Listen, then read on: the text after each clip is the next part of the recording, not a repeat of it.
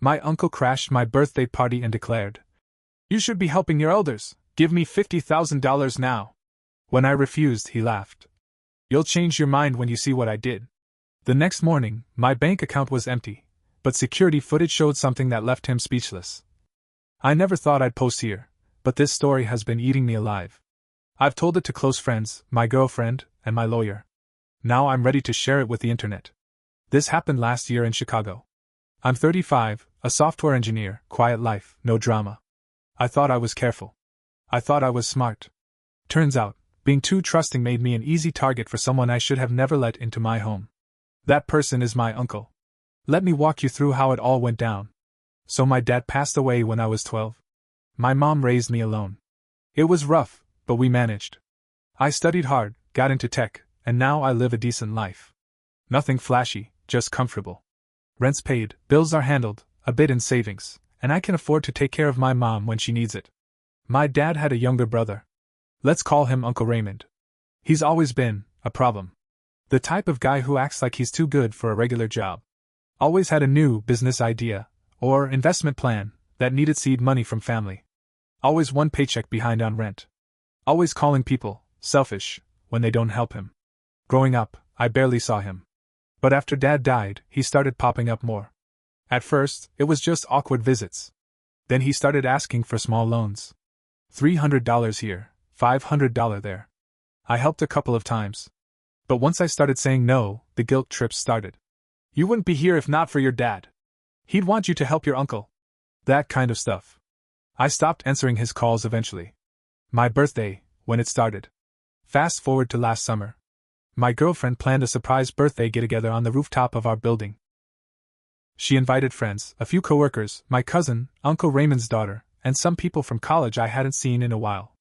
I was happy. Just turning 35, feeling okay about life.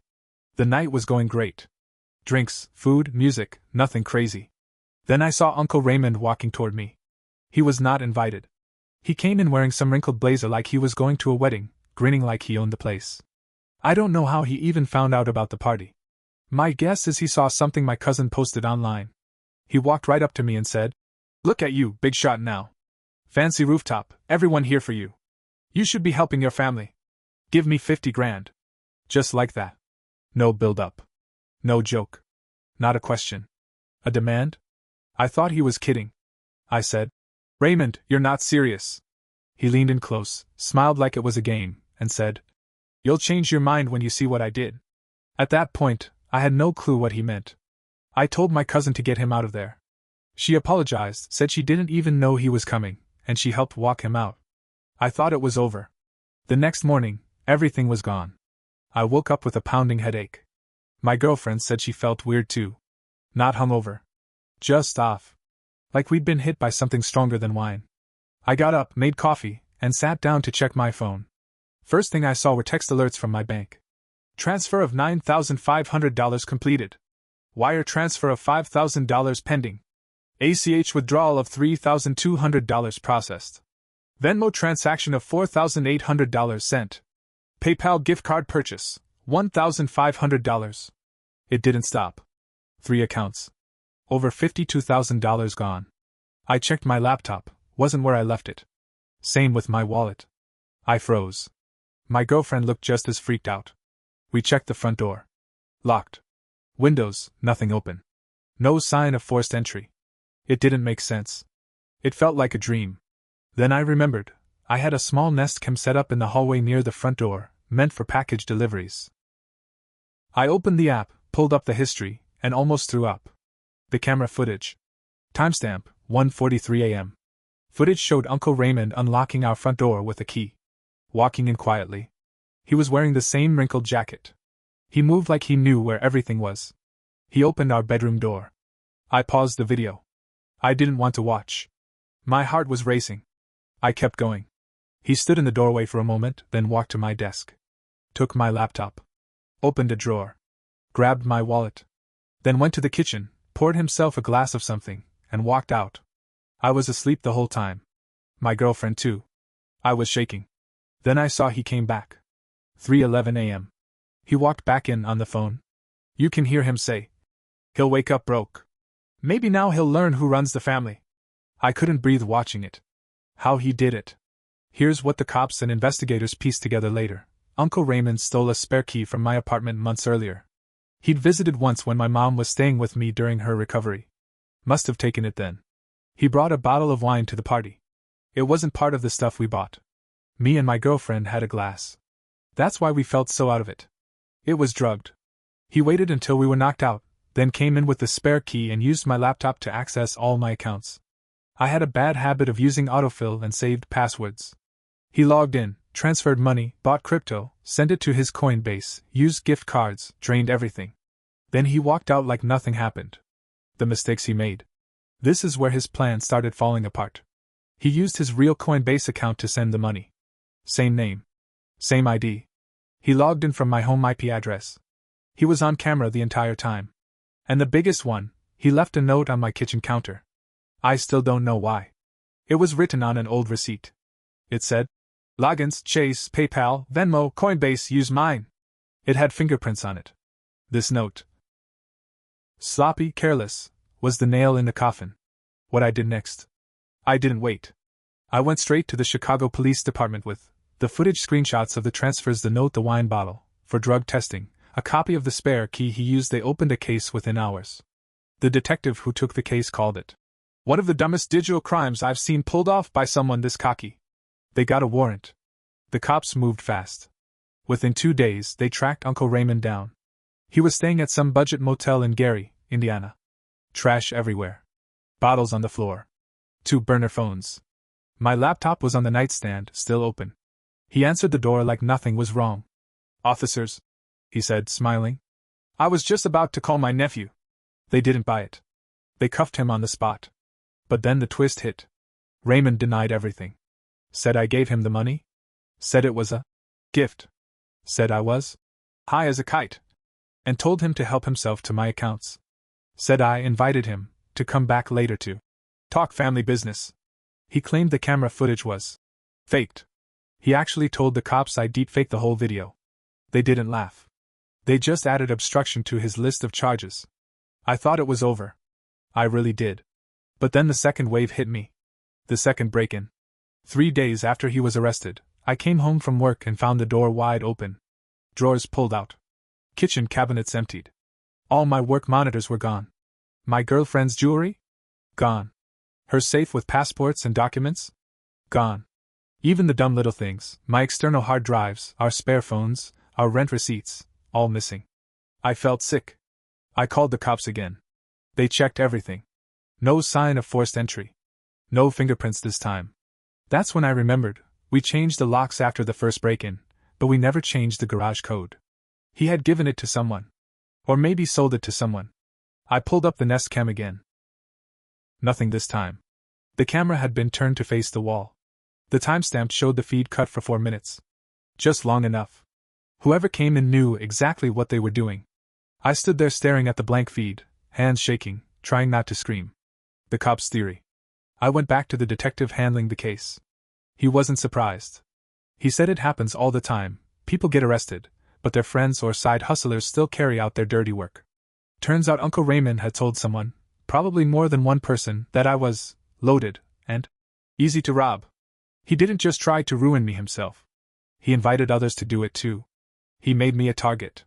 The detective gave me advice I'll never forget. Assume anyone connected to him knows everything about you. What I found out next. At this point, I was completely paranoid. I wiped every device. I set up 2-factor on everything. I changed banking, passwords, even my email address. Then I checked my credit reports. Boom. Someone tried to open a car loan in my name. Denied, luckily. Then a PayPal credit line. Approved. $3,000 already used. I had no idea. There was even a suspicious change of address request through USPS that was processed but later flagged. He hadn't just robbed me. He tried to become me. Family gets involved. My mom was devastated. She blamed herself, thought maybe she shouldn't have let him visit. Said maybe if she'd been tougher on him when they were younger, he wouldn't have turned out this way. But then the real shock came. My aunt, his sister, called me, screaming.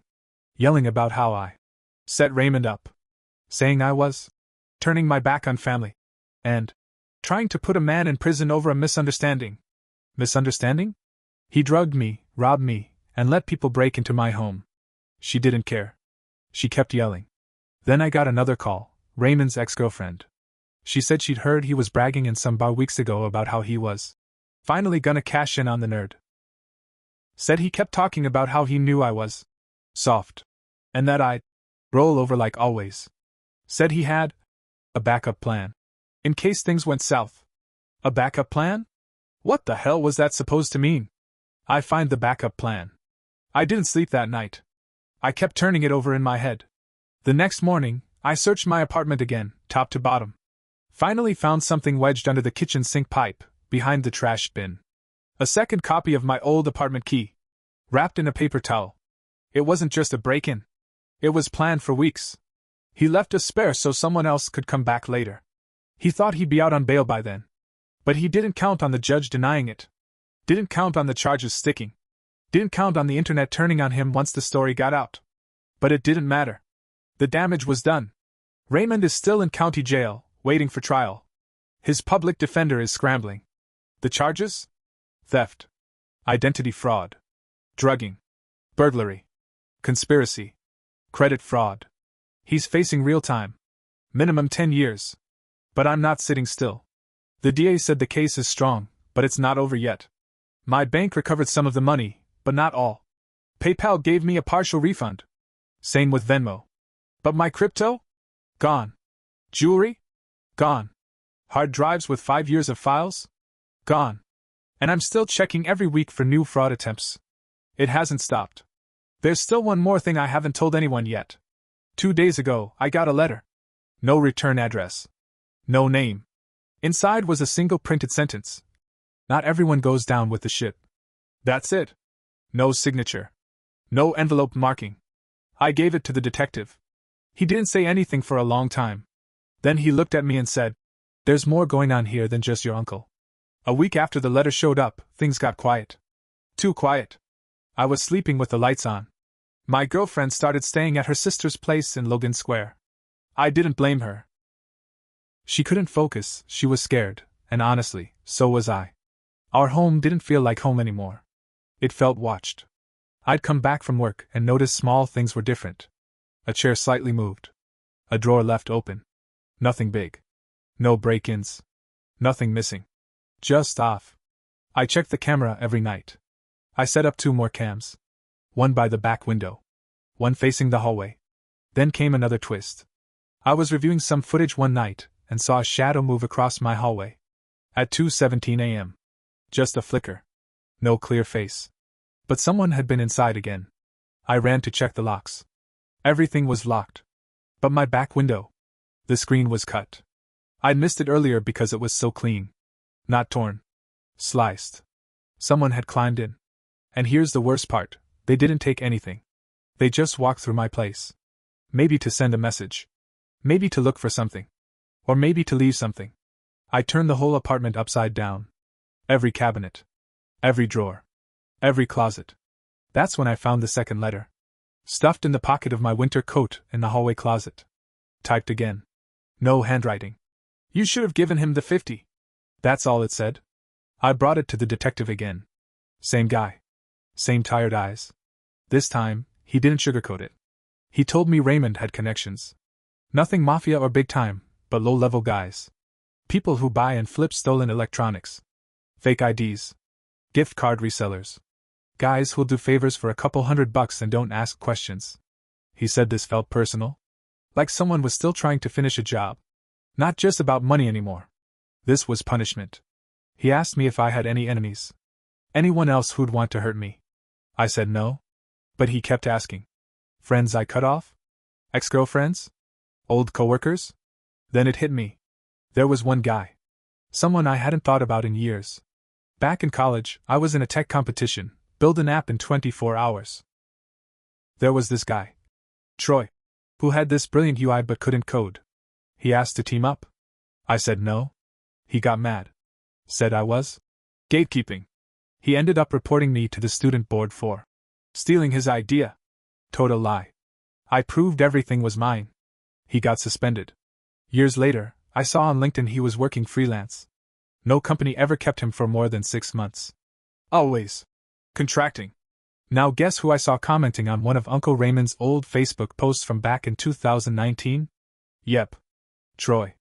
They weren't friends. But they knew each other. Through some side gig Raymond claimed to be launching. Fake app. Scam investors. Typical crap. I called the detective again. Gave him the name. He ran it. Guess what? Troy had been arrested once for credit card fraud. 2 years ago. Plea deal. Fined. No jail. This was the connection I didn't expect. Raymond had help. And maybe Troy wanted payback for what I did back in college. Then came another twist I wasn't ready for. I got a call from an unknown number. I usually don't answer those now. But this one rang 5 times in a row. Back to back. I picked up. There was silence for a moment. Then a voice said, "You think you're safe because he's locked up?" Click. I reported it. Gave them the call log. They traced the number to a burner phone, bought in Milwaukee. This wasn't random anymore. This was coordinated. Someone was watching. At this point, I had to make a choice. Stay in Chicago and risk more damage, or disappear for a while. I told work I needed to go remote for a bit. They agreed. I packed a bag. Grabbed my laptop, a backup phone, and left. Went to stay at a friend's cabin in Wisconsin. Middle of nowhere. Quiet. And for 2 weeks, things were fine. I slept. Ate. Walked outside. No letters. No calls. Until the 3rd week. I was out on the porch, drinking coffee. I heard something crunch in the woods. Not an animal. Footsteps. I stood up. Scanned the tree line. Nothing. But when I walked back inside, I saw something under the front door. A folded piece of paper. Typed again. No envelope. Running doesn't erase the debt. That was yesterday. I haven't slept since. The cops now think there's at least 2 other people helping Raymond. Maybe more. This isn't just a crime anymore. It's a slow, calculated breakdown. Not just stealing money. They're trying to ruin me. I don't know what they're planning next. But I'm going to find out. And when I do, I'm not calling the cops first. I'll post more when I know more. This isn't over. After that last note at the cabin. Running doesn't erase the debt. I made a decision. I was done hiding.